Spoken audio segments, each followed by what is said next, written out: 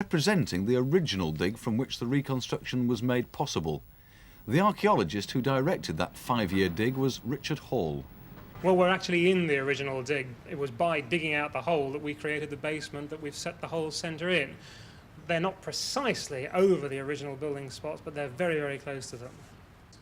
Well, people come into this part of the centre having seen what we think the Viking Age town looked like 1,000 years ago. And by this time they're probably saying to themselves, well, how do they know it looked like that? What's the evidence on which it's based? So what we've done here is to take them back up the same area that they've just looked at, reconstructed, between the same two tenements.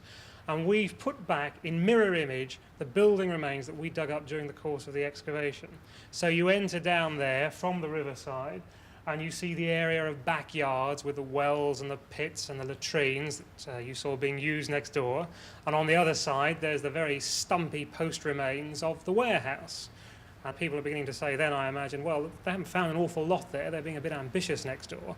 But we come up into here, and we actually take them into the wattle building that they went into next door.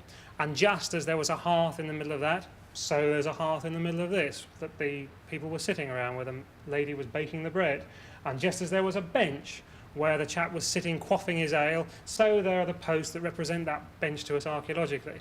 And there are the walls themselves, the woven twig work, and the bigger posts outside. The rewards were immense because we got these timber buildings, the best preserved structures of that date ever found in the country.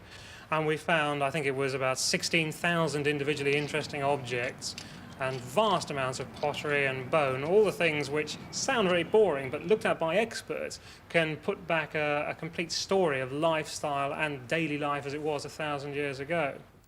Senior conservator Jim Spriggs. What the visitor will actually see in this street are the actual timbers that we found on Coppergate, which has now been preserved, and they have been fitted back into their correct positions relative to each other. But how were the ancient timbers preserved? It's a very slow process we're using. The process is based on a water-soluble synthetic wax called polyethylene glycol, which gradually permeates the wood and replaces the water in the wood with the wax. And after an 18-month period, we hope that most of the water has come out of the wood and the wax has gone in.